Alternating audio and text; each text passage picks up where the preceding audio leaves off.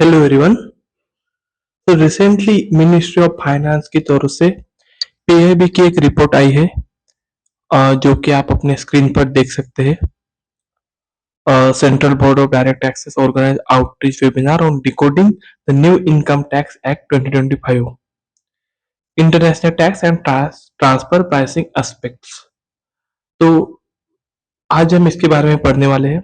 जैसे कि हमें पता है, करंट अफेयर्स जो कि मेनली पीआईबी है, उसका इम्पोर्टेंस बहुत बढ़ गया है आफ्टर 2026 प्रीलिम्स।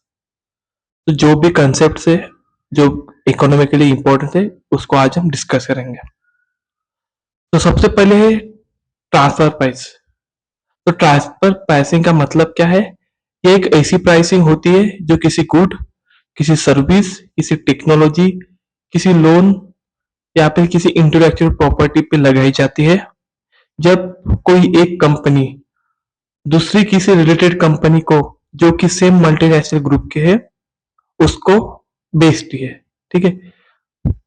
एग्जाम्पल देखिए, सपोज दो कंपनी है सेम मल्टीनेशनल ग्रुप के, एक टाटा इंडिया है और एक टाटा सिंगापुर है।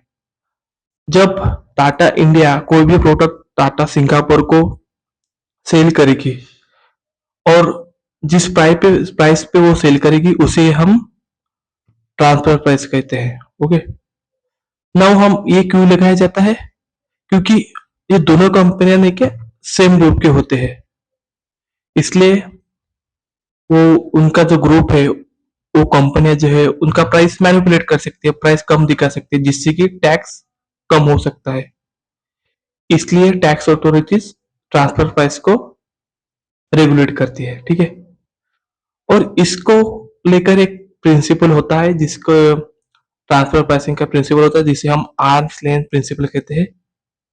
और ये प्रिंसिपल ये कहता है कि जो भी प्राइस आप जब किसी कंपनी को जो भी सेल करोगे, जो भी प्राइस अनरिलेटेड कंपनी को जब आप सेल करोगे तब लगाया जाएगा, वही सेम प्राइस जब आप सेम मल्टीनेशनल ग्रुप या फिर सेम ग्रुप के कंपनी को बेचोगे, तब सेम प्राइस लगना चाहिए। एग्जाम्पल से रखते हैं, चलो। फॉर एग्जाम्पल, कंपनी ए है इंडिया में और कंपनी बी है सिंगापुर में, जो कि सेम मल्टीनेशनल ग्रुप के कंपनी है दो।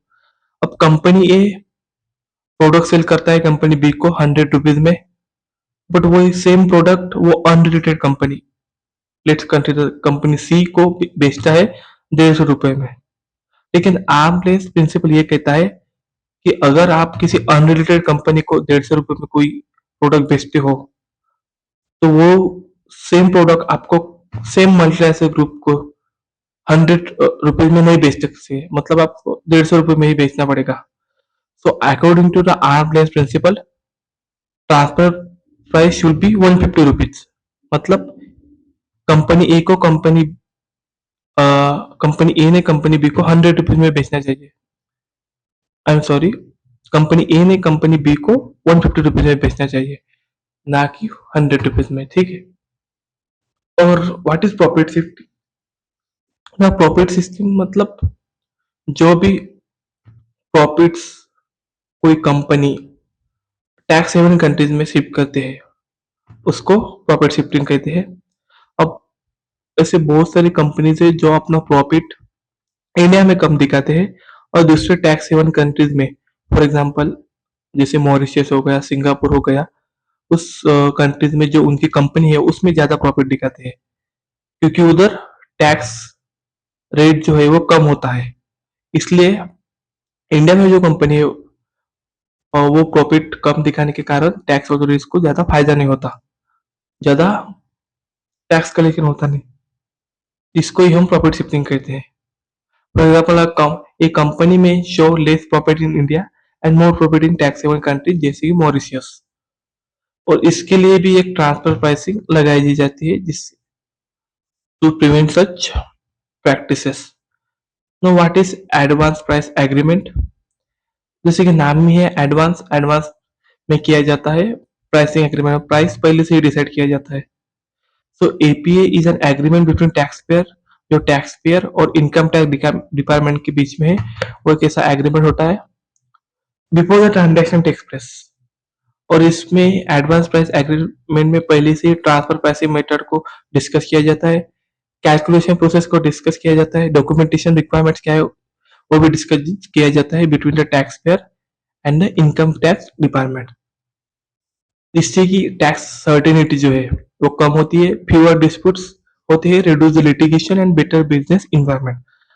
Now there is a safe harbour provision, जो कि एक सेट ऑफ रूल्स होते हैं जो किसी कंपनी ने अगर अ, उनको मतलब एक्सेप्ट कर लिया और उनको फॉलो कर लिया, तो जो भी ट्रांसफर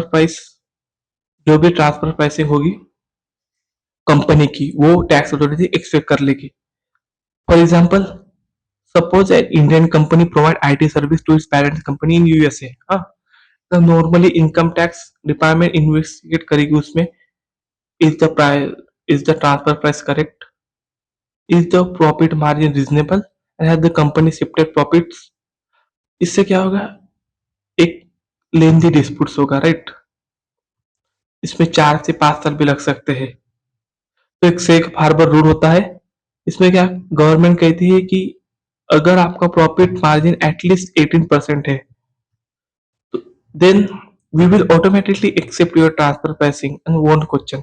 मतलब सेफ हार्बर रूल ये कहता है अगर किसी कंपनी का प्रॉफिट मार्जिन 18% है, तो जो भी ट्रांसफर प्राइस है उसको एक्सेप्ट किया जाएगा।